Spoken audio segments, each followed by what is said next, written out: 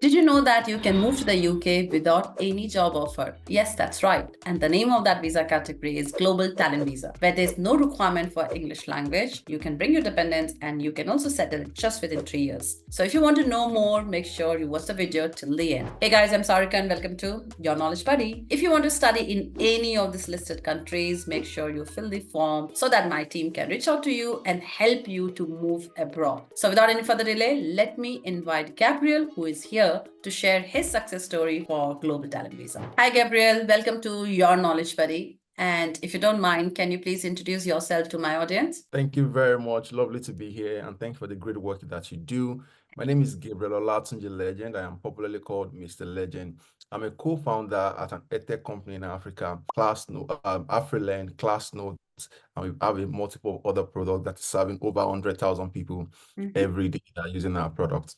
Beyond it, in the last over a year ago, right now, I got endorsed as a global talent for the United Kingdom, and then this gave me an opportunity to bring my family to the UK and begin to explore global opportunities. And of course, this is also one of the reasons why I'm here today.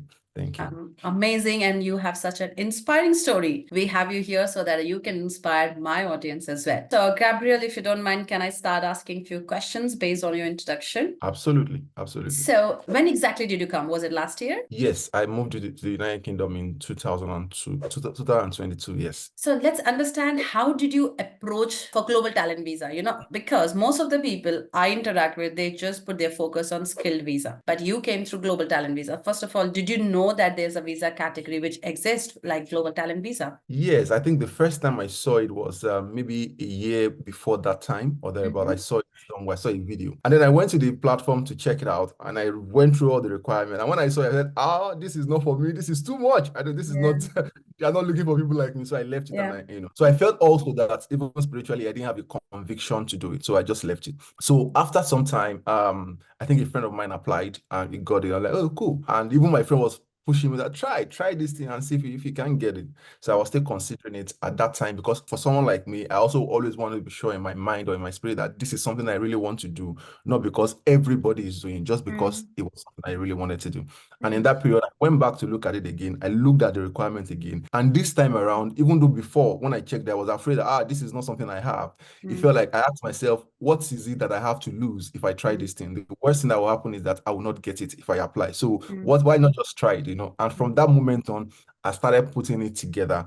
And then I think I applied. It took some months to put everything together. But when I applied under 3 weeks, I got it. What was the most difficult thing for you? I mean, the moment when you saw for the first time, you thought, no, this is not for me. And when your friend was successful, you thought, let me give a try. So when you saw the second time, the requirements were the same. So why did you think the second time you may be eligible? Yes, so oftentimes, really, when we look at the requirements, it's often in our mind. Our mind still tells us that we don't have what it takes, And sometimes it's what we have is in what they have written there. But because of the way that they have written those words, you need to have this, you need to have this, or you must be this. You just assume that this is so far-fetched. And even sometimes I tell people that even I do consultation, but sometimes there are some things that they have written there that you actually don't have. However, you can plan towards having them. You can plan the 3 to 6 months or 1 year towards achieving them. So for me, when I looked at it, part of some of the things that we were talking about is international recognition, and I feel like I didn't have international recognition. Correct. Despite the fact that my organization had done some things that has actually attracted international recognition, and the fact that I was a founder of the company or a co-founder of the company that achieved that, that's actually an evidence I can use.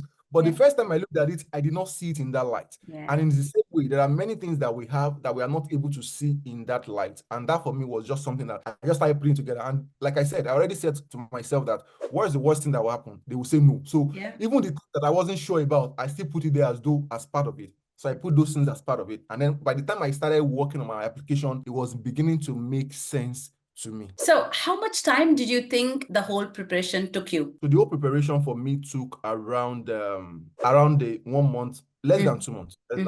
Can you tell my audience a little bit about Global Talent Visa? Who is it for? What kind of field or category it is? If you don't mind, can you just explain it? Yes, thank you for that very important question. So I say that the Global Talent Visa is of course, UK visa, However, it's available for talented and promising individuals from different fields: field of science, engineering, medicine, humanities, digital technology, arts and culture. And these are people that desire to continue their professional career in the United Kingdom. This visa allows you to live and to work in the United Kingdom for up to 5 years, and you can choose to extend this visa after this period, or you can even choose to apply for settlement. For this visa, you don't need all the other requirements in skilled worker or student or postgraduate study work visa or any kind of visa.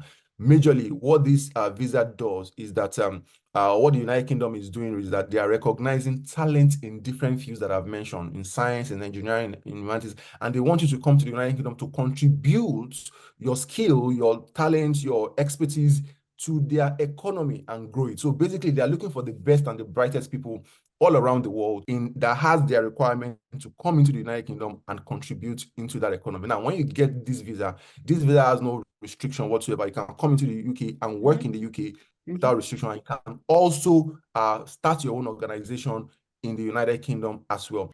So you did mention about the 3 different fields, right? So can you just give an example of like arts and culture? For example, in my audience, I regularly get comments that say someone is a dancer, someone is a singer, someone is a small movie producer or even video editor. What kind of roles are identified under those fields? Can you just give some examples? Okay, so under different fields, for example, if you start with digital technology, for digital technology, there are segments.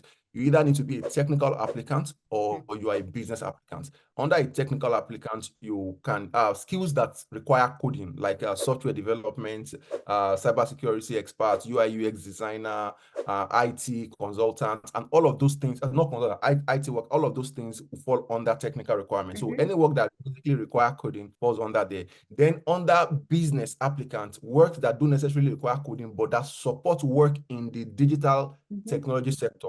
Then those work like a product manager, a sales executive, digital artist, what's it called now? Digital technology, SEO. Exactly. All of those things that are all under that, but that still help a digital technology, a product-led digital technology company. And this is the other thing that I did not mention. For Global Talent Visa, one of the most important part of Global Talent Visa is the fact that you must have been working with a product-led digital technology company or a founded one in the last 3 to 5 years. And you are able to document your contribution to that company and even to the sector, to the digital technology sector in the last 3 to 5 years, then you may be eligible for the Global Talent Visa. So for the roles, like I mentioned, for technical and for digital technology, that's it. For art and culture, for example, art and culture is different from digital technology because there are different bodies that manage them. For digital technology, you need a technician body for you to get your endorsement. For art and culture, there are different bodies for you to be able to do that. The body is actually the Arts Council of England. However, under the Arts Council of England, you can apply for Global Talent Visa even as a dancer. You can apply for Global Talent Visa as an artist, a music artist. You can apply for Global Talent Visa as a movie actor. You can apply as a visual art. You do arts like drawing and painting. You can even apply as a tailor, a fashion designer for Global Talent Visa. So as long as you meet their requirements, yes, you can apply for it. Awesome. This is really well explained. And if you don't mind, can I just take one example and then get more deeper? For example, say I'm working as a SEO expert, search engine optimization in digital technology, and I'm a social media expert. And now I am working with a company for say 5 years or 10 years, maybe total work experience. Now, for me to be eligible, when you say you need to show that you have contributed to the economy or the product or the industry that you're working, what do you mean by contribution, and how can I just say I contributed? I mean, on a daily basis, we are given our roles and responsibility. We come to the office, we do our job. Yeah. How do we manage to kind of bring all those evidence together, and what is considered versus what is not considered? So when you're applying for the Global Talent Visa, especially in digital technology, as you have mentioned, because that is you fall under digital technology, what is required? You need, I say to people I work with that you need at least 16 documents for you to apply.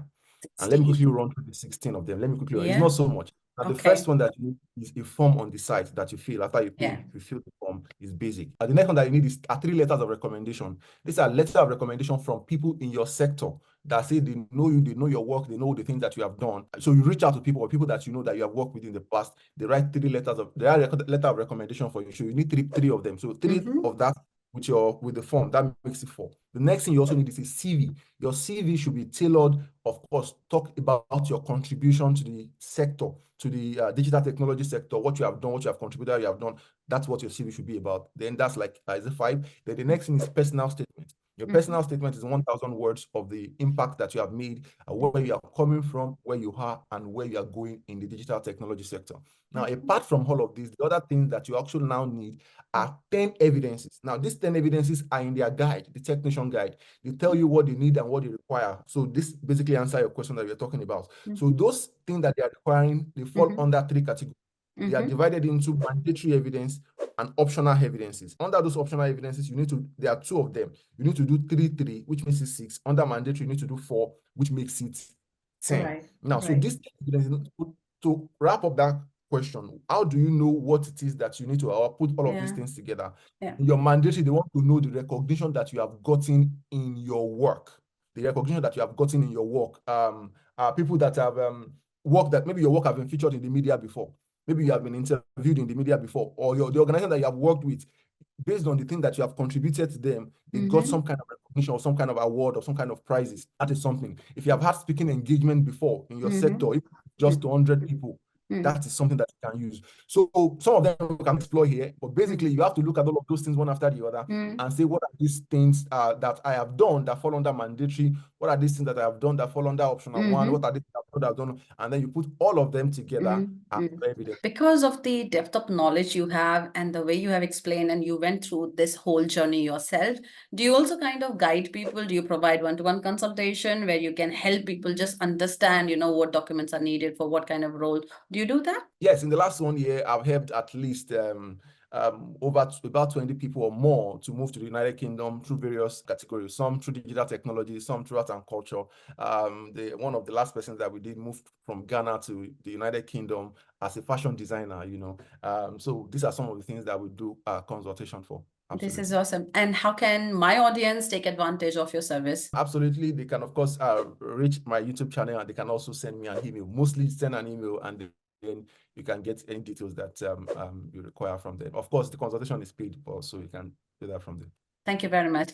So the guys who are watching this video, if at all you want to try Global Talent Visa, if you need any kind of coaching or mentoring, you can reach out to Gabriel and take his steering to apply for Global Talent Visa. Do you know roughly or remember what kind of cost does it involve when you are applying for it? So before now, the cost used to be, should I say, cheaper, if I'll call it that. But of course, I think due to some of these increase, they have now added to the cost. So basically, when you're applying for the Global Talent Visa, the first money that you pay is around £500, 500 something pounds.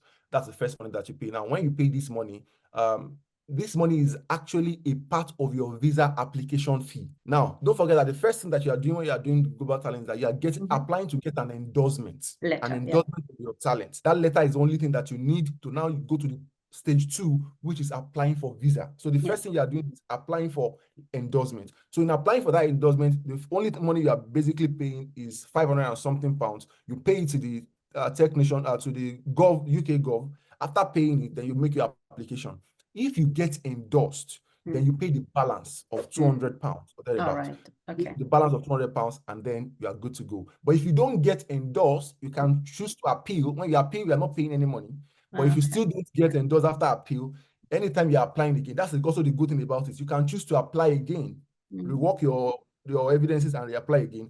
Then you still pay the same money again when you are reapplying again. But do you get a refund if you're not selected? 500 No, pounds. that's what I'm saying. You don't get a refund. Okay. If you apply the first time, you don't get it, it's gone. But if you get it, you just pay the balance for your visa application. Yeah. And after applying for this visa, how long did it take for your visa to come? Is it for the endorsement or for the visa, the second stage? Let's start with endorsement. When you submitted your application for endorsement, how long did it take? So when I submitted my application for endorsement, of course, naturally you agitated. When is it coming? Am I getting it in 1 week, 2 weeks? I think I got it in 3 weeks. Yeah, in 3 weeks, I got back that, I've been endorsed. And then I proceeded to the stage 2. Not immediately, maybe like a week or 2. After proceeding to the stage 2, I think I got my visa in under 2 weeks. Okay. Oh, good. Not very long then. Yeah, Yeah. 3 + 5, yeah. I think, Gabriel, last question which I have. So for global talent visa, there's no requirement for job offer. Is there any requirement for English language here? Okay, so that's also another very interesting thing about the global talent visa. For other categories, you need to get English language requirements, or you get a job offer before you move to the UK, or all those kind of things. For the global talent visa, you don't need any of that. There is nothing like sponsorship. You need to show proof of finance or something. No, what you basically need is fulfill their requirements. You don't need the IELTS. Apply, and then once you get a letter of endorsement, you can move to the United Kingdom. Last question from my side. I think I'm going to ask you, because you came without a job offer, how long did you take to get your first job in the UK? 1 month. 1 month? Yeah. Okay. Yeah. Because of course, even when I came, I wasn't planning to get a job. I felt like, okay, I was still going to be doing some other things, Yeah. So I was thinking about eventually, okay, let me even say what's happening in this market. I think under a month, Yeah. Yeah. Now, see, some people it takes longer, some people it takes shorter. However, I tell people Yeah. when you come to the UK, even if you don't get your dream job yet, there are other jobs that you can start doing that you can get almost immediately before you get your dream job. And global talent visa also allows your dependents to come with you. Yeah. Yes, absolutely. You can bring your family with you, unlike other requirements, your wife, your son, your daughter, whichever, you can move them with you accordingly. Good. Yes. Thank you very much, Gabriel. Those were the questions I think I wanted to ask on behalf of my audience. Is there anything you want to say before we wrap up this video? First is just say thank you again for this opportunity. And then to wrap up is tell people that don't be afraid, really. Because for me, because that was the first thing for me, seeing it and I was afraid, this is not for me. Don't ever say this is not for me. And even if you feel this is not for me, ask yourself, what's the worst thing that can happen? Bite more than it can chew, then God or whatever it is that you believe in will help you chew those things. Thank you very much. So on that note, guys, if you're watching this video, go ahead and apply for global talent visa. If you think you are eligible, and do not be scared, like Gabriel said, think about it, go through the list of documents which are needed. And if you need any kind of help, Gabriel is there to help you guys. Thank you very much, Gabriel. Thank you for taking time and recording this video, and all the best to you. Really appreciate it. Thank you so much. Thank you. Cheers. Bye.